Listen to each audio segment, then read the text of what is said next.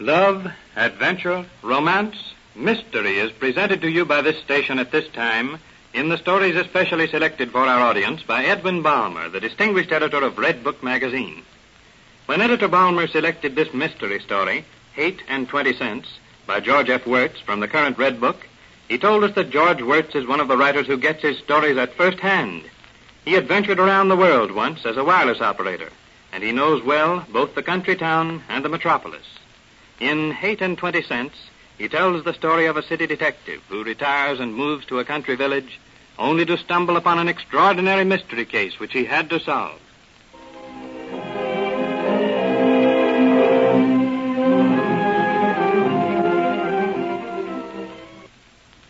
It was hard for a New England village like Cannon Hill to understand why a young man like Lincoln Corey, the great Eastern detective, should come there to run the country store. Sheriff Judson couldn't understand it. Don't quite figure how a man like you come to settle in a town like this, Mr. Corey. You got a nice store here and all, but... Well, Sheriff, did it ever occur to you that I might like this town? For a young fellow like you with your big reputation and all, running a country store. Why, say, you ain't aiming to go after my job, are you, young man? No, Mr. Judson. You wouldn't fit it anyhow. City crime and country crime's different, a whole lot different. Different methods. You'd be a fish out of water. Yes, more than likely. But I enjoy Cannon Hill a lot. The green fields and trees, people. It's peaceful and quiet. Maybe it ain't as pure and honest as you think. Take a look at these two fellas coming into your store now. There's our bad element. Those two coming here give me most of my trouble. The pair who entered the store weren't so nice looking at that. Both were fat, black-browed, piggy-eyed, mean. The older one wore a wide leather belt with a big brass buckle that had a sharp prong. The younger one carried a fat green pallet on his shoulder. The elder brother dropped a black fist on the counter and demanded... Are you the new storekeeper, huh? Yes? Give me a box of cartridges, 3220, soft nose. Certainly. What do you want cartridges for, John? Aiming to get that pack of wild dogs been after our cows. Not aiming to shoot any deer. No, we ain't. Here you are, boys. Here's the shells. Here's $1. Oh, yes. Well, you got a 20 cents change coming. Just a minute. There you are. 2 dimes. Huh? Hey, there's something on these here dimes. Look at there. Oh, that. Oh, well, they're all right, boys. That's purple ink off the post office stamp pad.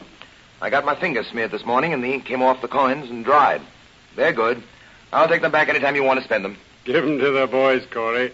They can put them in the change cup in the cupboard. Oh, yeah? That's a lot of blah. Come on, John. Oh, they look pretty mad when they went out of here. Who are they? Galley brothers, John and Bert, a couple of fat, lazy snakes. Pretty tough looking at that. Ain't a kid in the township who's not afraid of them, nor a woman either. But they live on that old run-down farm down the road by the swamp. I see. Does Bert Galley always carry that parrot? Wherever he goes. Says he got it over at the Danbury Fair, but he stole it most likely. Why don't you get rid of them, Sheriff? They done plenty of crimes around, but I can't get the goods on them. They'll probably give you enough clues to send him up the river for life. It ain't so all-fired easy as you think, Corey. You've been dealing with city crime. You'll find it different out here. Well, guess I better be going. Oh, say, here comes young Mathilde Fife into trade. Oh, really? Oh, goodbye, Sheriff. Drop in again. Goodbye. How do you do? How do you do? You're Lincoln Corey, the new storekeeper, aren't you? Yes, right. And you're Miss Fife. I watched you drive by yesterday. And you asked the hitching post brigade who I was? Right again. And they told me that you were the nicest looking girl in town. And I believe it. Well, I'd like a loaf of bread and... Oh, good. You know, I hoped you'd be a customer, Miss Fife. Everybody else seems to drive over to Northtown to trade. That's just like a small town. I suppose they think you're an intruder or something. I hope you make a go of it here. Thank you. So do I. I just saw Bill Judson out in front. I suppose he's been in here telling you you'd have a hard time. Well, he did sort of hint at it, and things have been quiet. The only customers today were the galleys and, Those ruffianly brothers. Oh, the people here make me tired sometimes. They think everybody from the city is a slicker or a fool. You'll have to do something to show them, Mr. Corey. Yes, well, thanks for the tip. I'm sure I'm going to like Cannon Hill. It's a nice town, really it is, except for those wretched galley brothers. Well, I guess I'll have to be going. Oh, it looks as though it were going to rain. Goodbye. Goodbye, and come again. I will, and good luck.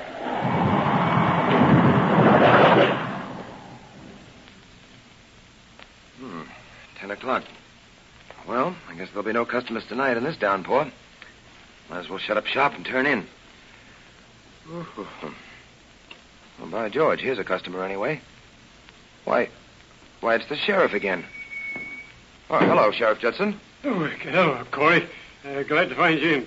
I got something may interest you. Yes, what's up? John Galley's dead. Well, that is something. Yep. Bert just called me on the phone and asked me to come right out to the farm. Bert says John got drowned in the swamp bog back of the barn. Bert was the younger one, wasn't he? The one who carried the parrot. That's him. It was John who got drowned. I see. Well, then you've got one of your wishes. Well, how do you mean? Why, you said you wish you could get rid of both of them. If this was murder and you can prove it, you'd have them both. I reckon so, and I dropped in to ask if you'd go along. Maybe you'd like to see how a Hicktown detective works. Why, sure I would. I'll be right with you.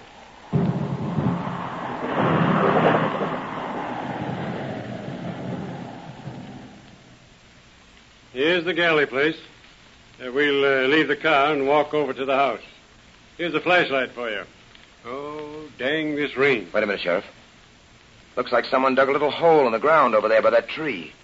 There's a spade full of fresh turned dirt. See it? Get yourself all mud on this patch. There's Bert coming to the door with a lantern. Here's your car stopping on the road, Sheriff. Come on in the kitchen. Kind of gloomy alone by myself here. I'm right glad you come. Hello, Bert.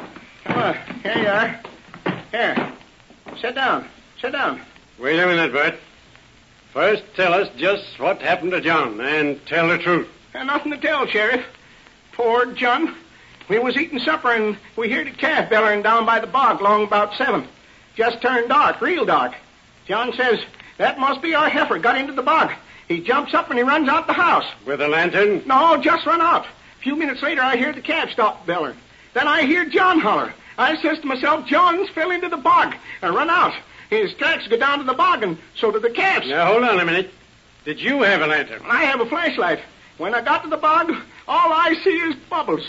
John must have been sucked right down. He run right into it and got sucked down like quicksand. They say there ain't no bottom to that bog. It's so fierce, ain't it? It's bad, all right. Had you and John been fighting? Now, tell the truth, Bert. Of course not. Terrible, ain't it? That John should get drowned trying to save a calf. Bert, is that your rifle over the stove? Yeah. It looks nice and clean. Yeah, that's mine. Why wouldn't it be clean? Only way to treat a gun. And, are these your cartridges in this box on the shelf here? I just want to have a look at them. What are you doing, anyway? Oh, just curious. I never saw a 32-20 before. Now, listen, Bert.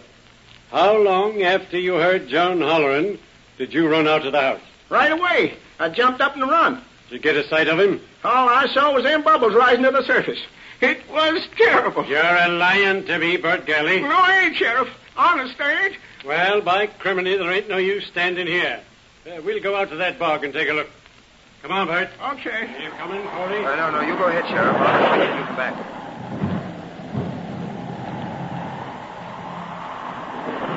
Now then, I'll just have a look around this kitchen. I wonder where that parrot is.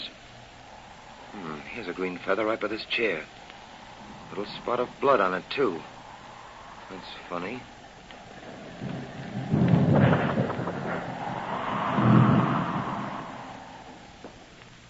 It was funny. Link prowled about the kitchen, sharp-eyed. Clues, a dark spot on the floor near the rocker, another one by the sofa, a scratch across the wood, and there on the wall, the old man's bullwhip. Link reached for the leather thong. Wait, a metallic gleam under the table. 2 dimes.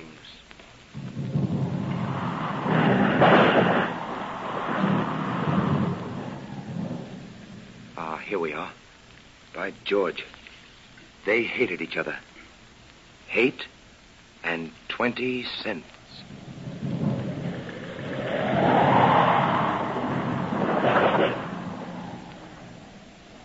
All right, Bert. You can set yourself in a chair. All right. Well, Corey, I took a look around, and it's like Bert says. Of course it's like I says. You saw the tracks, Sheriff? They was there, all right. John's tracks going straight into the bog. Then that heifer's tracks. Then Bert's footprints where he went down to the edge of the swamp and come back. There was bubbles rising to the surface of the water. Bubbles, huh? Great Scott. But that don't mean nothing. These swamp bogs are always stewing and working like. Sure they are. Well, that's that. Say, there's some Applejack here. You fellas like a drink before you start back? Might as well. Just a second, Sheriff. Can I see that revolver of yours? Sure thing. Here she is. You want to try her out? Yes. I'd like to try her out on Bert Galley if he doesn't stand where he is. Wait. Hold up, Bert. Put him up. The hands, quick. What in thunderation you trying to do? Hey, what's this, Corey? Now, don't move, Bert. You turn again like that and I'll shoot. Oh, you're crazy. Hey, Sheriff, tell that guy... Now, listen, Bert. You said your brother ran out of the house in the dark and floundered into this bog behind your barn. Yeah. That's a laugh. He lived right here by this bog all the time. It seems sort of queer he'd run into it by accident, knowing where it was. Well, that's what he done, I tell you. All right. Where's your parrot? Flew away. Often flies away. Always flies back. Well, he won't fly back this time, Bert. Listen, Sheriff. The parrot is dead. Here's a parrot feather with blood on it. And Bert here killed his brother. It's a lie. What's that you say? I think I can tell you what happened here tonight. Bert and John started fighting in this kitchen. Quarreled over 20 cents. Take off that shirt, Bert What Galley. do you mean? Take it off if he wants it. Yes, quick. Why, the man's all red with wealth. Sure he is. John was lashing Bert with this bullwhip. Here, see these gray threads? They're off Bert's shirt. And then the parrot flew at John. John struck the parrot with a whip and killed him. Bert snatched the rifle off the wall. How do you know? There's an old cartridge in that box of new ones. Bert fired the shot, emptied and cleaned the gun, replaced the missing shell with an old one. And he killed John. It was killing me. It was killing me, murdering me. I fired self-defense. Oh, no, you didn't. First you struck him with a gun butt. He went down, over by that rocking chair. There's the place over there where you washed the floor. Then he dragged himself over to the sofa. And you shot him in the back. There's that spot that was scrubbed over there. That's a lie. A lie. Oh, no, it isn't. And that wasn't self-defense, shooting him after you'd smashed him in the head. And a man in self-defense doesn't try to hide the body. First, you try to dig a grave out by that tree. You spaded a little and knew it would take too long. Well, by George. And then you thought of the bog, didn't you, Bert? You dragged your brother to the door. There's the scratch made by his belt buckle. I'd say that you loaded your brother's body on the calf, walked him down to the bog, and threw John in. And then you phoned the sheriff. Well, we got him, Corey. By criminy, we've got a clean-cut case. Bert, hold out your hand.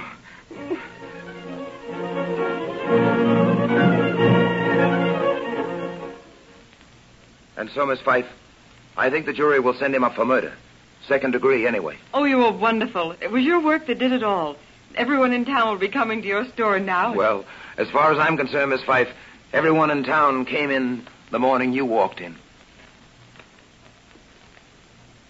Redbook magazine gave us special permission to broadcast this mystery story, Hate and 20 Cents, written by George F. Wirtz. Next week at this time, we take pleasure in announcing that we will present another story in dramatic form from Redbook.